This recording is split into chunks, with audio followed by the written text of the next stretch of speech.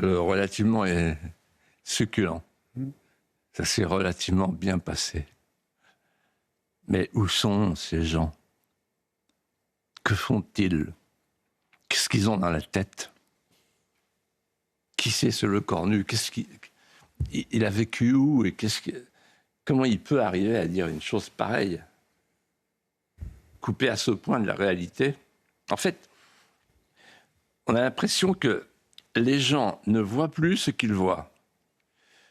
Ils ne voient plus ce qu'ils ont sous les yeux.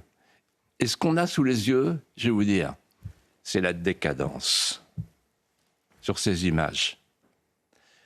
C'est-à-dire, en fait, une forme de suicide civilisationnel. Tout s'effondre. La parole, les manières, les émotions. Voilà la fête de la musique. Tout est en train de partir par le fond. Un peuple qui s'abâtardit et que les hideurs indiffèrent. La dissolution des êtres humains dans une animalité musicale, post-musicale. Où est passée la musique?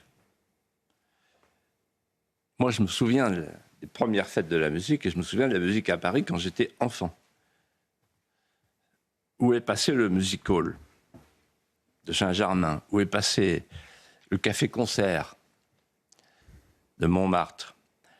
Où sont passées les sérénades, les barcarolles de Procope, le trompettiste de la rue de Bussy, l'orchestre d'Archy de la rue des Beaux-Arts, etc., etc. Ça, c'était de la musique variée, certes. Mais les cantinelles des bords de Seine, c'était de la musique. Et là, on a quoi? On a un déversoir de vomissures sonores. Avec un peuple qui devient foule, qui devient flux et qui est asservi à la discordance, avec des sons qui rentrent par les pores transpirants et qui ressortent par la sudation dégoulinante du corps dégingandé. C'est ça qu'on voit, la fête de la musique. Où est passé l'homme du goût, du raffinement français, qui disait avec Saint-Exupéry, rien qu'à entendre un chant villageois du XVe siècle, on mesure la pente descendue. En fait, c'est Philippe Muret qui a tout dit. On a eu, avec la fête de la musique, Homo festivus. Homo festivus, c'est l'homme d'aujourd'hui, de la post-musique, de la post-mémoire, de la post-histoire. Alors, il est sur... je rencontrais tout à l'heure... C'était un patineur avec les rollers. Il ne pense plus rien. Il communique. Et il est fluide, grégaire, mobile, festif. Il va de fête en fête. Le Téléthon, la marche des fiertés, les technoparades et naturellement la fête de la musique. C'est un homme festif, homo festivus. Et là, on a vu pire. Je vous écoutais tout à l'heure à propos des piqûres. L'homo festivus, c'est devenu l'homo...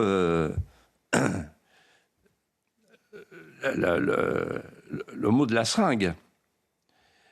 Et l'homo détritus. C'est-à-dire qu'en fait, on a trouvé des seringues partout. Et on a trouvé des bonbonnes de protoxyde d'azote. Alors je vois que le préfet de Paris tout à l'heure dit, comme pendant le Covid, plus d'alcool, parce que c'est dangereux, mais par contre protoxyde d'azote, il n'y a pas de problème. Et là, Tony Pitaro, il a trouvé des bonbonnes de protoxyde d'azote. Voilà. Et le lendemain, il faut penser aux gens qu'on nettoyait le lendemain. Je me demande ce qu'ils ont pensé de la ville lumière, Paris, la ville lumière. Paris, la ville lumière, l'homo détritus. Paris, la ville lumière, qui est devenue une ville poubelle, une décharge à ciel ouvert, livrée aux surmulots et aux ordurophiles. Voilà ce qu'est devenu Paris.